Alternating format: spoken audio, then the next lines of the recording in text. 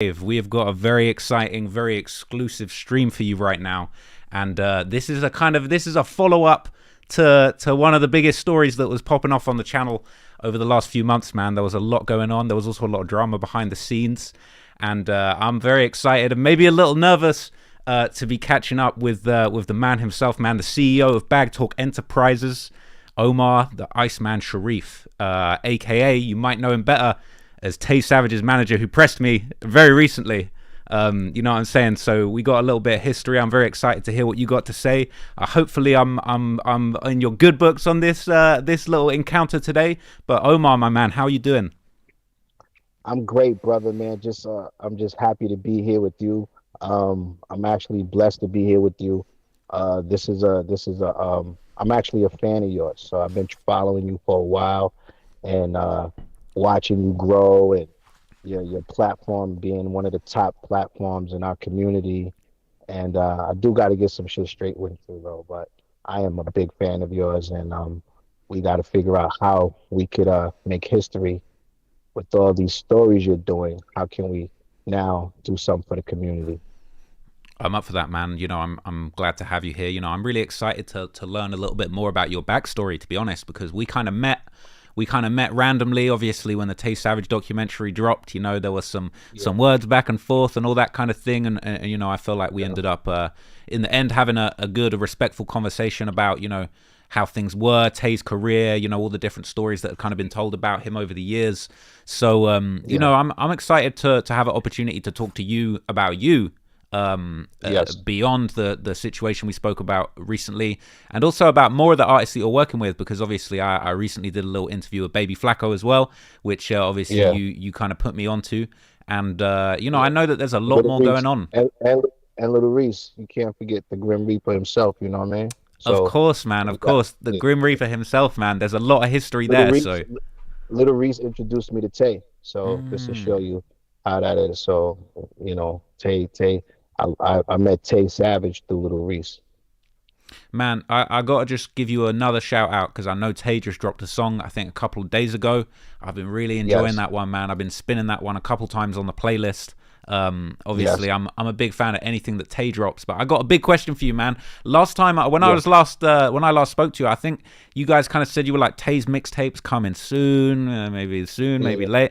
I'm desperate for the Tay Savage mixtape, man. I need more music. I feel Yeah. like I need a Tay Savage song every week. So, how's everything going on that Yeah. end, man? Well, No Emotions for a King is the title of his tape. Mm. It'll be dropping real soon, a matter of weeks. It's finished, it's been done. We just had to do some legal stuff Real behind the soon. scenes to make sure that tape is set up and ready to go. And we just finishing up the FOS project, the Family of Savages album and compilation, as they would say. But Mm. it's Tay Savage and all his brothers, and they collectively putting a real masterpiece together. So Tay's just been recording, and he getting some music placements in film and television recently that Mm. we can't talk about, but some hit television shows. They're courting him for some acting roles, as Mm. well as placing his music in some of the top shows. So Hell shout yeah. out to Empire Records for that.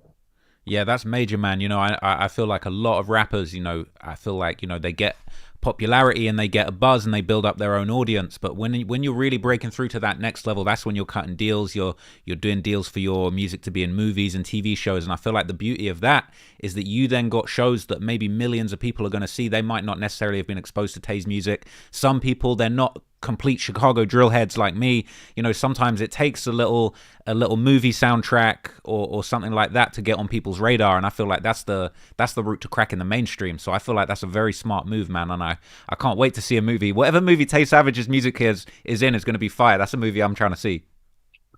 Yeah, because when you get Tay Savage, you get Little Reese, you get a Baby Flacco's, you get Mm, authenticity. So you get mm. the real deal. So look for all three of them to be starring in television and films real soon. I love that, man. And So I'm always shooting a film, so you're always gonna see my guys in the project for sure. Something I'd love to talk to you about, man, because I actually know that Yeah. you've got history when it comes to kind of the film industry. You seem to have had your kind of finger in a few different pies across the entertainment Mhm. world. So I'd love to know maybe like a little bit more if you could take me back to the start as far as like your work in entertainment and the different areas that you've worked in. Because I think a lot of people don't realize that it goes deeper than music with you and your team. Oh, definitely. My passion for movies and television is like anybody started when I was a child. Um, when I saw this movie Crush Groove and I saw LL Cool J for the first time in Crush Groove as a kid, I knew I wanted to do films and television and stuff like that. And I would watch that movie from the Sunday to sundown religiously because by then I already had caught the hip hop bug. So when I got struck by the hip hop bug in the early '80s, and seeing LL Cool J, I knew that that's what I wanted to do. I wanted to be on TV. I wanted to be in films. I wanted to be famous. I wanted to be rich. And at that time, that was the only person that I could identify that was not exploiting themselves because those are the images that television and movies was given at the time was black exploitation. So now it's still exploiting to a different degree, but that's when I started. And then by the time um, I was 21, so by the time I was 16, I had my first record deal for one of the first hip hop labels. It was called Fever Records. And, I put out my album during the days of Eric B. and Rakim and Big Daddy Kane. And I was a young kid. I was so young, I had to bring my mom with me to the meetings and stuff. And, I was so struck. But I was doing my first record deal and negotiating my first record deal at 16 in 1986, Mm. 87. So I dropped in 88, my first record deal. And from then on, I knew that I wanted to be successful for real.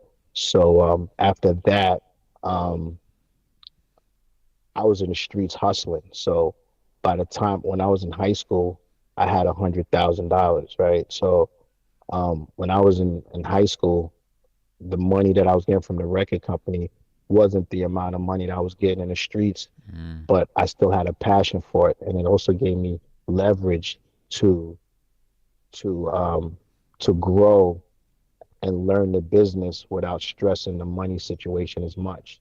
Then when the streets was over for me as a kid, I jumped into the business even harder because I really believed in myself because it takes belief first. I started to get acting roles and movies, and you know, I, I moved from Queens to Brooklyn. When I went to Brooklyn, I met Spike Lee. Spike Lee put me in a couple of projects, and just from being from the streets and the money, I realized that acting and rapping wasn't the source of money that was gonna, make me rich. So I studied the film industry and the music business from a business of music perspective and the business of film perspective. Instead of wanting to be the actor or the rapper, I wanted to learn how to direct and and becoming a producer, an executive producer, so I can get the money that I was looking for to be rich and successful. Because that's what every young man's dream. So I was lucky to be around some great and powerful people early because in New York, that's where a lot of the um, rich and powerful people are in the industry.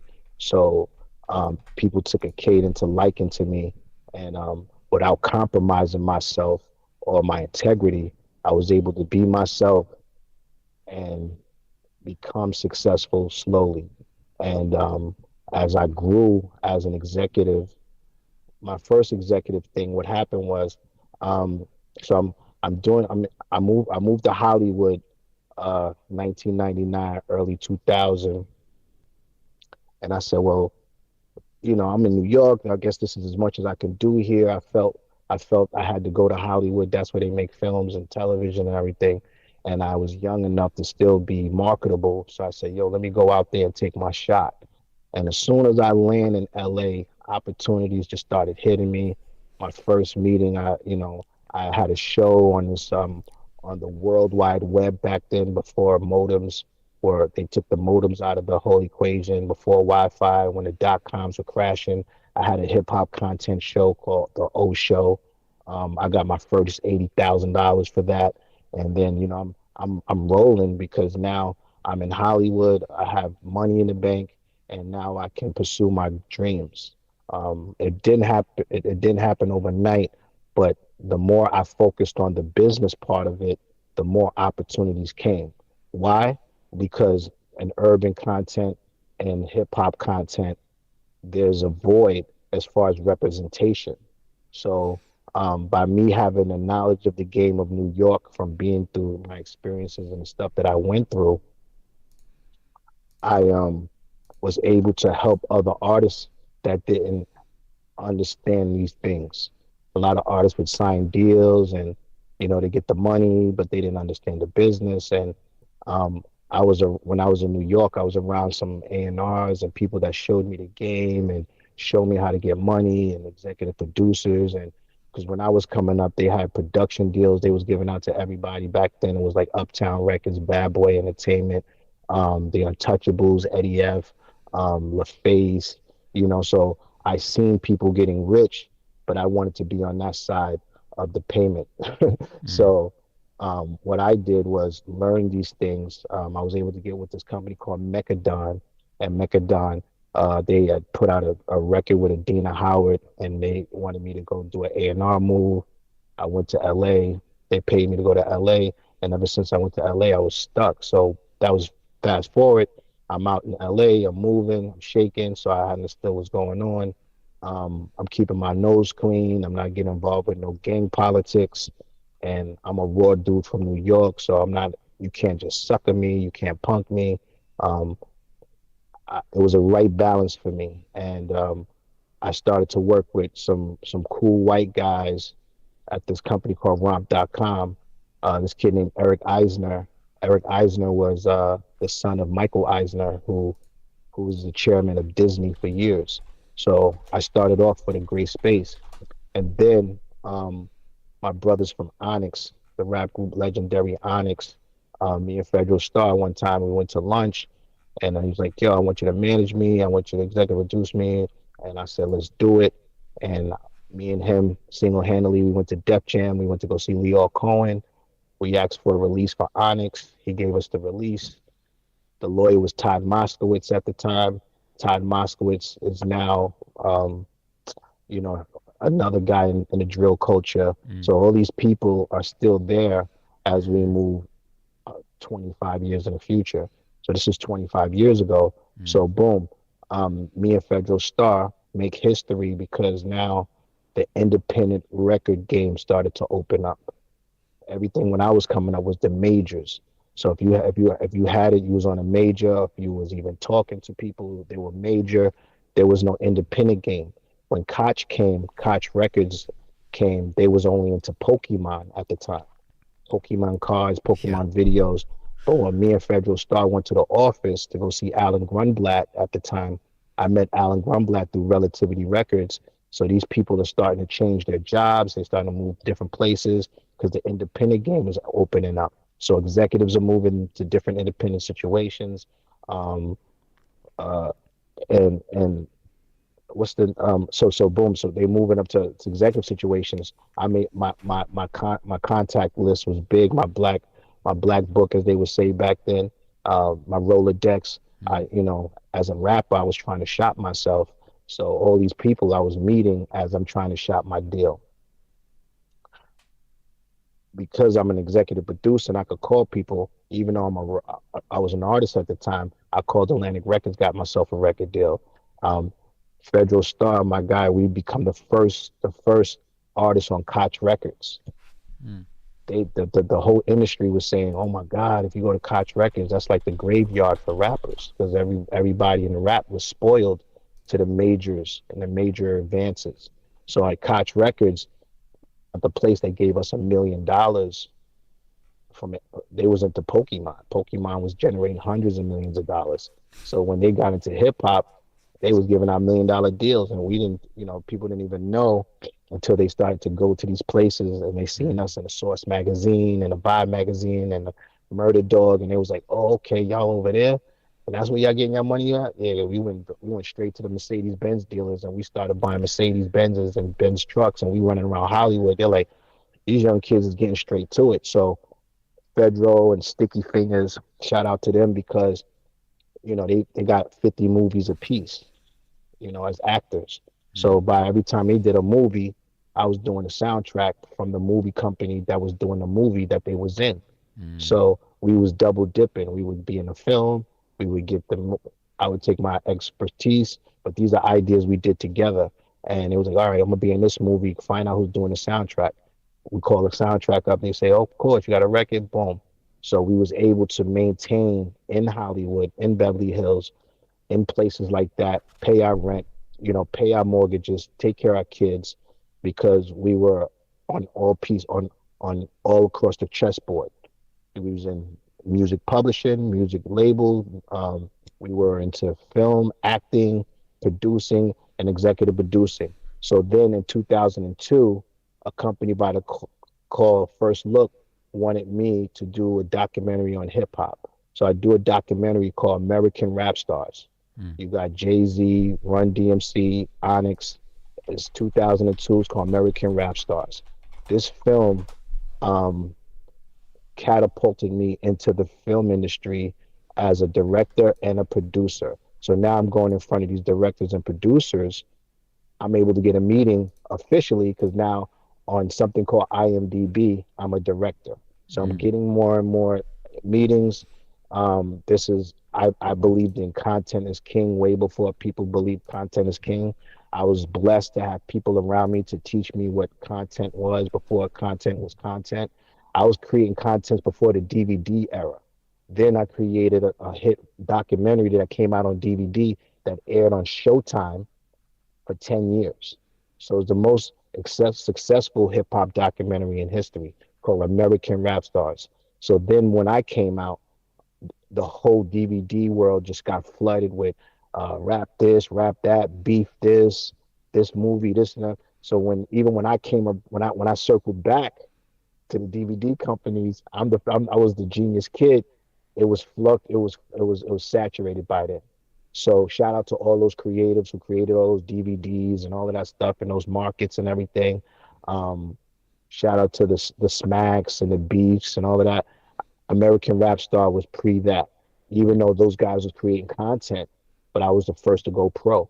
So so make a long story short, I took the music and film a little extra notch up. We do a film called A Day in the Life with Makai Pfeiffer, Omar Epps, Bokeem Woodbine. Lionsgate gave us $3 million for that. So now we go from a couple $100,000 to do a documentary to $3 million budgets. But our strengths and my strength that is still to this day is the fact that I know everybody, we knew everybody, and we was able to add that star quality to our content. So in our first $3 million movie, we had a $20 million production because we had Makai Pfeiffer, Omar Epps, Bokeem Woodbine, um, you name it. And Sticky Fingers directed that one. So as a team, we were directors, producers, we were executive producers, everything it took to make sure that we can live the lifestyle that we wanted. And that was the difference. So I went from hardcore rap and then I meet a I, so me as an executive producer, I'm doing at least 10, 20 albums a year with different labels like D3 Entertainment, Ingles Fontana, Hotch, Real Talk, my man Nemo in Sacramento, um, a lot of subsidiary labels through Koch. So the executives would come to me and say, Omar, what do you have? So a lot of artists that was getting off majors, I was able to get them in the independent game. Sometimes they would do two or three projects, four or five projects. The rapper AZ, we did two projects. The rapper JR Ryder, I got three projects with. The rapper Hell Rel, I got four projects with. I got 20 albums on Onyx alone. Fast forward, hardcore goes to gangster rap. I executive produce a project with Mac 10. My first gangster rap album is with the rapper MC8 on a company called D3 Entertainment. So if you open up that CD, you'll see executive produced by Mac 10 and Omar Iceman Sharif. I executive produced an Old Dirty Bastard album, a Loon album. Um, I did a project with Mariah Carey with Trey Lorenz. The point I'm saying about that, through the independent game, I was able to push a lot of artists through there because um, both the label and the artist had smaller goals. They say, well, look, if you sell 300,000, that's $3 million. Let's do another project. Here's $1 million. Still people that were on majors was even getting this money because they didn't understand that game until Master P showed it to them, and Baby from Cash Money showed them that real independent game. I was just making transactional deals in the independent game, but building my brand so that when I was able to go to do a distribution deal for my companies, I was able to maximize and benefit and do and get the most out of the transact out of those deals. So we still doing transactional deals, but we're also doing generational wealth deals now. Mm. So I went from hardcore rap with Onyx, still working with them to this day, to gangster rap with um, MC8, to brokering the Death Row catalog from D3 Entertainment to Koch Records at the time, the whole Death Row catalog, Tupac, All Eyes on Me, Doggy Style, um, Chronic, all of these. These are facts. And then to drill, shout out to my boy, uh, uh, uh, what's his name? Um, Peter Pan, who manages Chief Keef. I was able to get into the drill world because then these guys introduced me to Reese and Keef and all of these guys. And my first few projects was Little Reese, Normal Backwoods, and then I did a 5 album deal with Chief Keef and Peter Pan for Ball Out, Tarantino, Tato, Little Flash, and Doo-Wop, their first projects. So when you see their first projects, it was there. And then by that time, me and Little Reese was on our roll. We started doing one-offs with different companies. So the beauty of independence is that you can be independent and still do business with different people. So all my guys that I work with, I teach them that model that we're not gonna stay with just one person. We're gonna get the most money. We got things to do. And we've been successful at BagTalk Enterprise. So BagTalk Enterprise, we started in 2017. It's always been Iceman Entertainment, Iceman Films, Iceman Music, but now it's BagTalk and BagTalk Enterprise, and we executive produce. We're into sports, we're into management, we're into executive producing, we're into films, we're into television, and we're into tech. We just did a big tech deal, so we're active. But Man, that's the short term of a lot of shit. it's an incredible story. It's like because you've been through so many different eras. I think the way that you break it down, is makes a lot of sense. Where you kind of dominated the hardcore space. You then kind of took over into the early days of gangster rap, and now you're into the drill space, where it's kind of like drill's kind of, it's sort of like gangster rap 2.0, the rebirth of that. And you've been involved in all these different eras. So I feel like the most important question I want to ask you is, what are the most important lessons that you've learned from all the other different eras of rap that you think are important that you're bringing through to like this current era where everything's streaming, people have a very low attention span, but you kind of seen it all a million times before. So like, what are the kind of lessons that you feel like you've learned that have been the most important? Yo, don't believe in your own hype. You don't control shit. The industry's controlled by other people. As soon as you think you got all the answers, you lost. Um, don't stop creating. Make sure you get the bag. A lot of people like to be in the hype, and now they got the clout. They got all of these things. We had clout and we had hype before the internet. Now these kids, they go on there, they faking the funk on IG Live and pulling out money, and not paying their taxes, and doing all of these things. And I see the thing about the reason why I respect Tay and these guys. They want the money. You know what I'm saying? So they get that. They come from all that bullshit. They trying to escape. where they're coming from, and it takes money, and they're smart enough to know that part. So when I was coming up, the hardcore rappers, they weren't in the streets like that. So they was talking some hardcore shit, so they was able to act. Some of them was able to act like superstars and this and that. And but when you have real people trying to kill you and stuff, and you got a target on your back, you're gonna do everything it takes to get out of that situation. And that's one thing about the drill rappers is an easier thing with them because they want to get to the bag. They don't give a fuck about the labels. They don't care about this and that. And they showed me and taught me that um, fuck the labels too at a lot of the times. They so full of shit still. But Mm. I've hustled up great major deals for both of my guys, and then when you get to the majors, you find out that you still gotta do most of the stuff yourself. I just put out an album on Little Reese. It's called Demon Time, and we're up to 25 million streams. That took me and Reese almost 8 years to get to that point. You know, when I first met Reese, he would just go to labels, stick them up for the money, and I'm like, yo, let's promote the project. He like, man, fuck all that. I was like, yo, Reese, you got to promote your joint. Mm.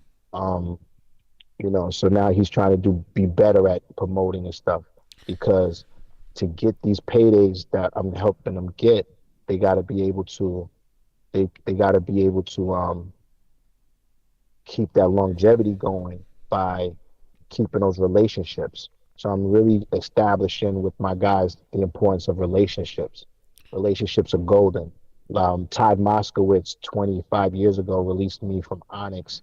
Now he's the president of one of the top drill labels. I think the one that Dirk's on, Mm. Alamo. Mm. That's the same Todd Moskowitz I came up with.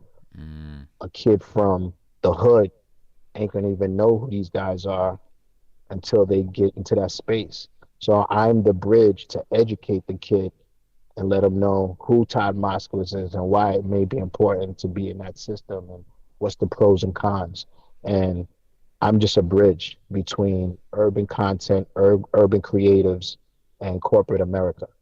I think you make such a good point there about kind of rappers that maybe sign these deals and it's just kind of like they don't want to promote it. I think that especially comes from the kind of drill or even the kind of gangster rap culture where people kind of sometimes maybe they feel like they're too gangster to promote a project, but it's almost like you got to remember this is entertainment, and you kind of got Mhm. nowadays you got to get people excited about the project. That don't mean that you got to sing and dance like a clown to promote the project, No, but no, you no, got no, to have no. a I'm gonna strategy, give you. right?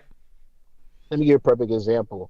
The drill artists are my kids' age, and I got a daughter that's 30. I got a daughter that's 30. I got baby Flacco who's 20. But some of the most 90% of the drill artists are under 30, right? Mm. These kids believed that DMX was a killer. They believed Biggie Smalls really killed people. They believe Tupac shot everybody. They believe Suge Knight will hang you from a tree, Mm. right? So these guys, these young kids, they went from believing this to actually doing it, right? I will fucking kill you, go kill you, fuck, get your ass and all of that. And that transition I always knew was coming when I was doing gangster rap, when they had that Murder Dog magazine. I said, you know what's gonna come next? This was like 20 years ago. I was telling my niggas, man, because I worked with the hardest of the hardest rappers, MOP, Onyx. We niggas just get stabbed at shows, shot out shows, and all that. But I said, you know what's coming? Murder rap, where a rapper is gonna kill another rapper.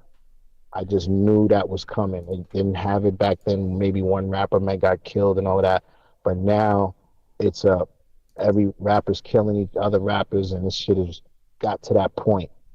And I don't want to say no names, but now when I go, I you know I love my guys, but you know the music that I'm putting out right now is like a gift and a curse, right? We're here, I'm trying to help my community, but at the same time, the drill music is detrimental to our community, right? So therefore, I say, yo, Little Reese, let's give some food, let's give some money back to the homeless. Tay, let's start a food drive. Can you get this guy, that guy? Shout out to Federal Star, Sticky Fingers. We're giving out toys, we're giving out shoes. You know, my thing is that's the best I can do at this point because corporate America, they still want the worst of our community as far as the worst, um, not the sound, the music all sounds good. We're all talented, but they want the worst of the stories. They want the worst. I'll leave it at that. They want the worst stories possible. And if you try to come with a clean cut, they're not going to do that. You know, J. Cole was able to pierce through that through his pen. Like you really like he is so talented at writing that they couldn't deny him, you know? And that's what I try to tell all my drill guys is like, yo, you know, the drill shit is a short term, but you're gonna have to diversify if you want to be a long lasting artist. You know what I mean? Um, I've been blessed because of who I am, able to get a Little Reese 7 deals with 7 different labels.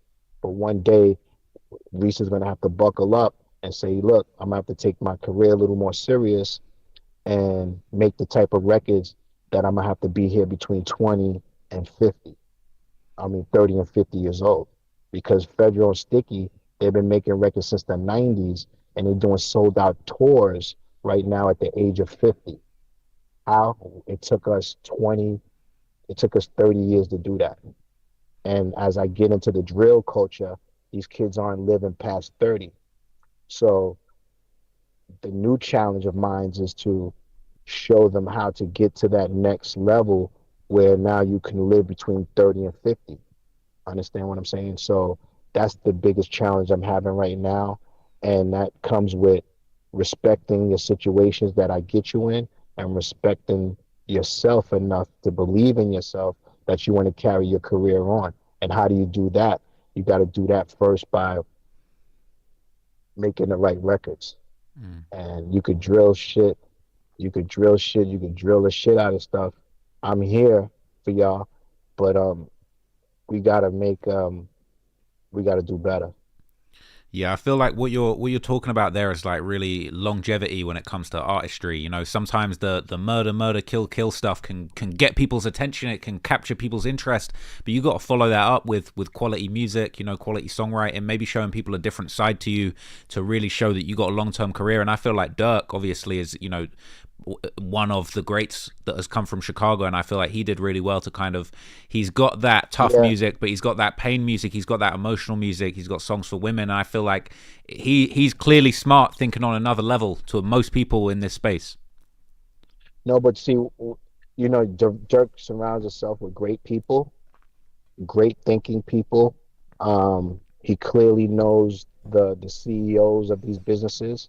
Um, he's been through a lot of trauma and pain, and I tell all my guys, turn that pain and that trauma to a point where you don't want to go back to where you came from, and that starts with the relationships. Dirk would not be where he is at if he didn't have good relationships with with people in the business that is investing in him. Mm-hmm. That's first off. Secondly, Dirk went and made that record where he just won a Grammy for, Mm. and when the first day I heard it, I knew he was going to win a Grammy.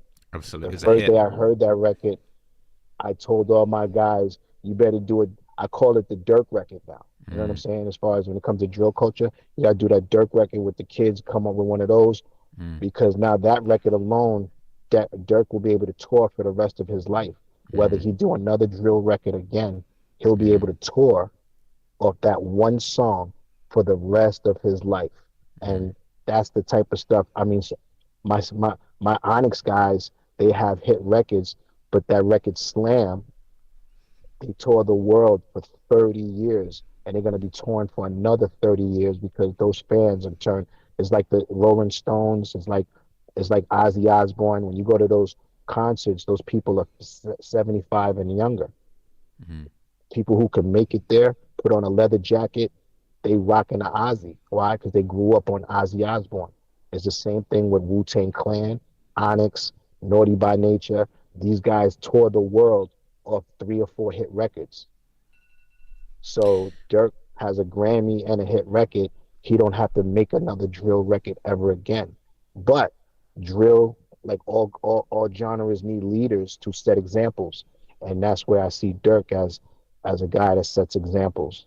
Him and Keith, because Chief Keef was smart enough to leave the environment, get into a better environment, keep your relationships going, and I don't think nobody's richer than Chief Keef. I've been around uh, them niggas. The niggas is they got unlimited money, So It's just I still be looking for the money printer, like where is this coming from? But when you have a brand and you got a good manager like Peter Pan and um, I call him Idris, you know, and you listening to your manager and your executive producer word for word like a coach in a play making a play, you can't drop the ball. Whenever my guys, I don't care how gangster they are, who they hurt, fucked up, when they fuck up bags, they hear from me and they know I don't fucking play when they're fucking with the money. I'm like, no, then you're not fucking this up. No, you're gonna get that bread, you're gonna pick that up, fuck all that. But my guys respect me for that. Everything ain't peachy cream, but real niggas, real guys, they don't harbor on bullshit. So we ain't talking about flimsy shit and dumb stuff. It's always about some money. So shout out to Little Dirk. Shout out to my team. Shout out to everybody that's, trying to move the culture forward. And I respect what they're doing. for sure, man. That's that real bag talk. You got to put that first. And I really appreciate what you're saying, especially when you're dealing with young guys that are from an environment that's just so difficult and so messed up. I remember there's that famous story of, what was it? The Chief Keef was supposed to shoot the music video with 50 Cent and Wiz Khalifa, and he just said, I don't feel like going.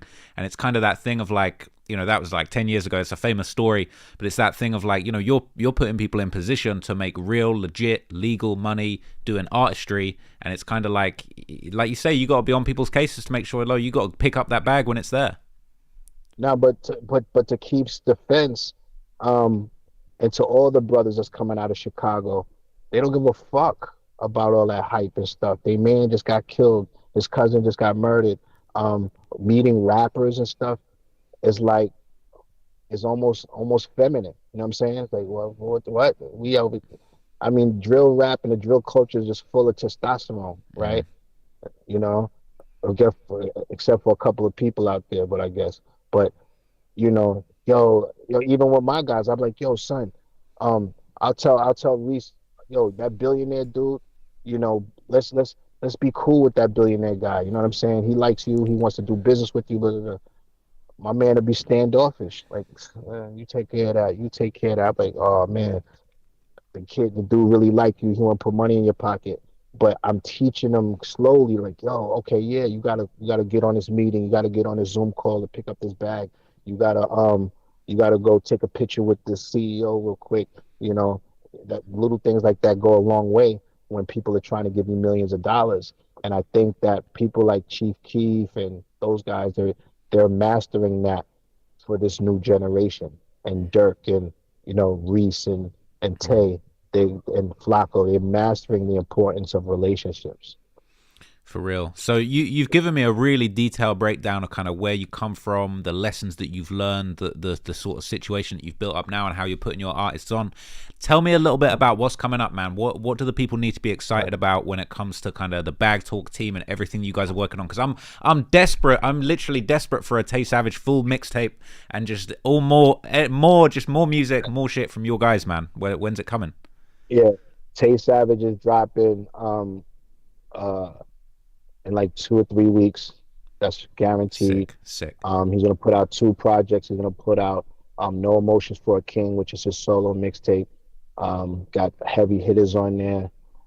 Jim Jones, a lot of Mm, Little Reese, all his FOS guys is on it. sick. Kevin Gates is on it. He got an amazing record with Kevin Nice. Gates. He got some guys out here on the West Coast he did a lot of records with.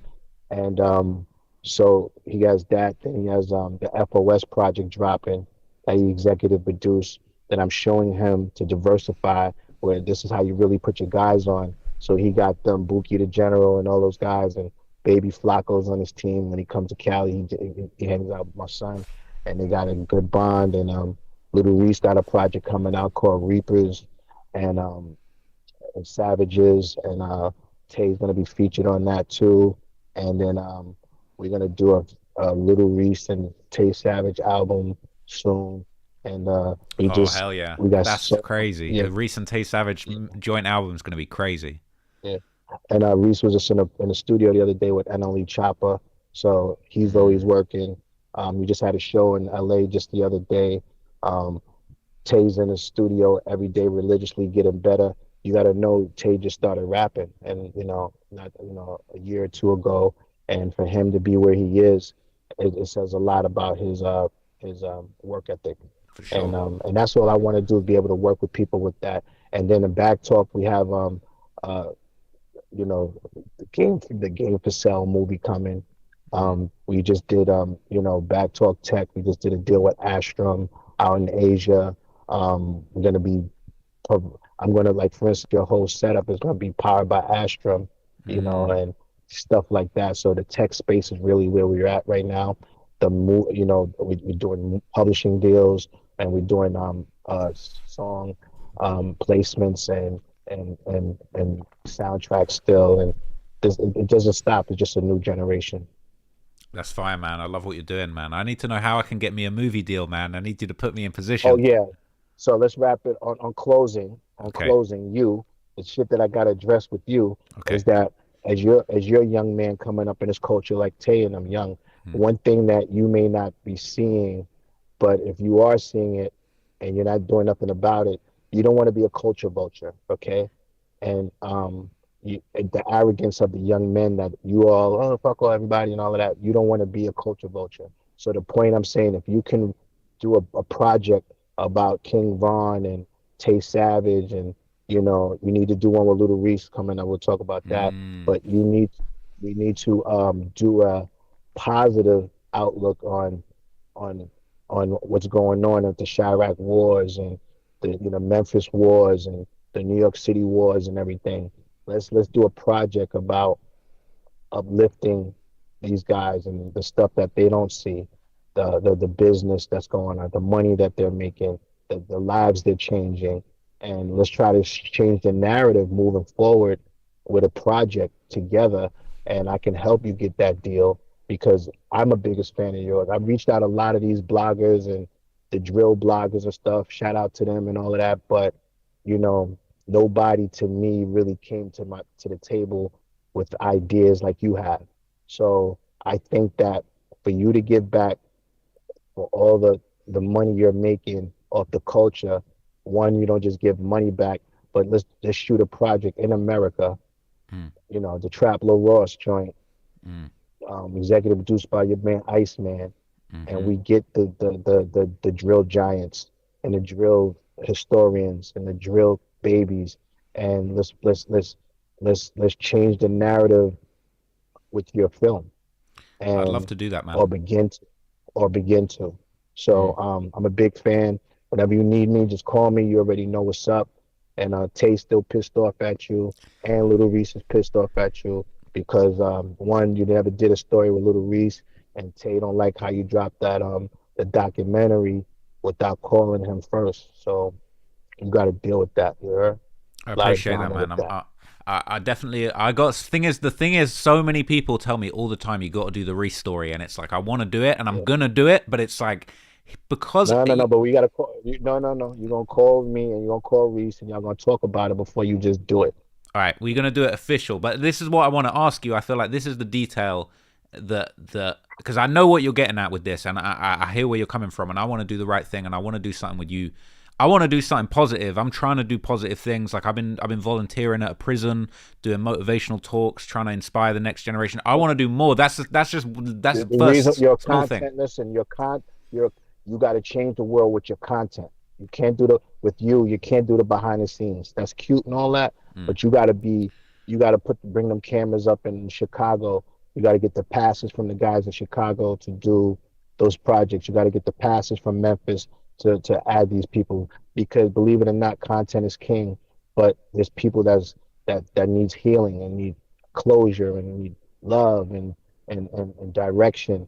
And I think that it starts with a film like yours and mine together. We could pull the right people and the right resources and start to change the narrative. Can't change everything overnight, but there's something that's plaguing our black community as a whole that has nothing to do with you. It has nothing to do with drill. It just has everything to do with our community and what we think of ourselves and what we think of each other.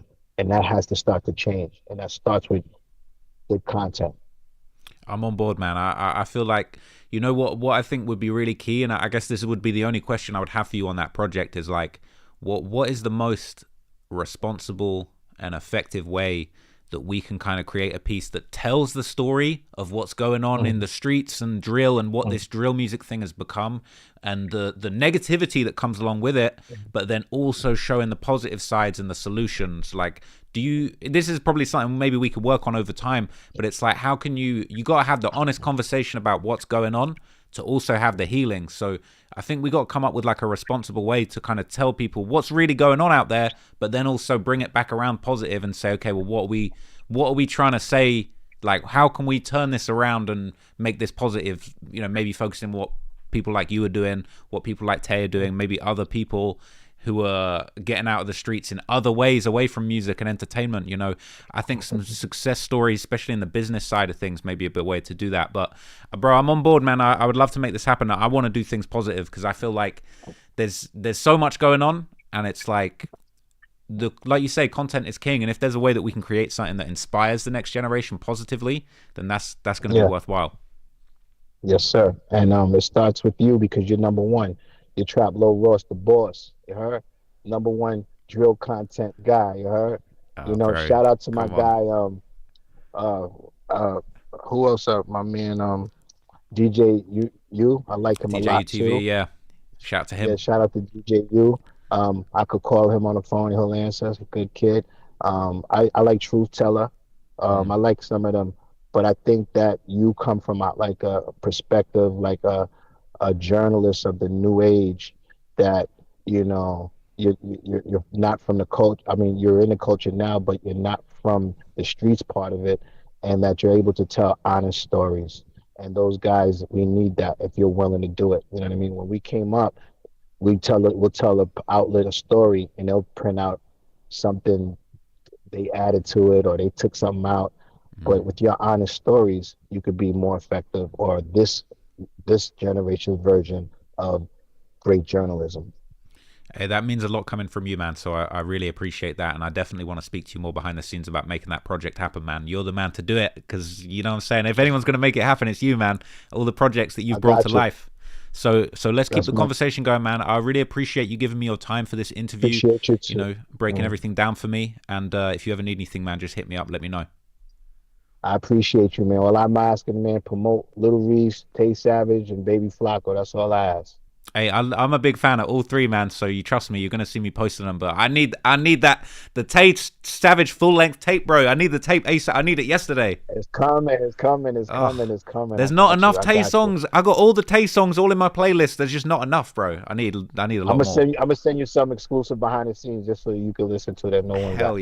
Hell yeah. That's what I need, man. I really appreciate it, man. But seriously, it's been a blessing to chat to you. And you know, Thank you, anything brother. I can do for you, just let me know, and we'll stay locked in, man.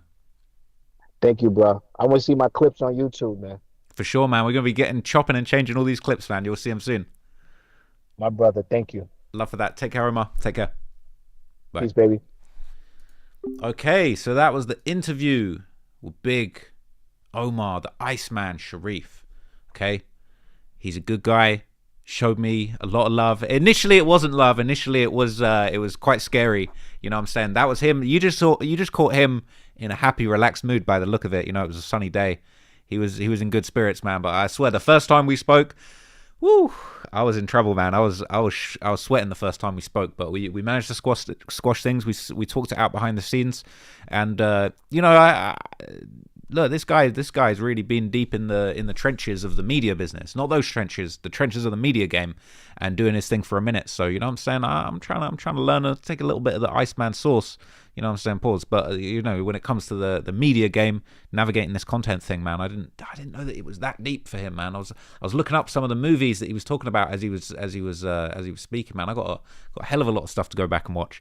So anyway, I appreciate you guys tapping in for this little mini stream. I will be back for another full length news update stream soon, maybe in a week or so, but I've just been so behind. There's been a lot going on. Obviously, we got the Sweden video out.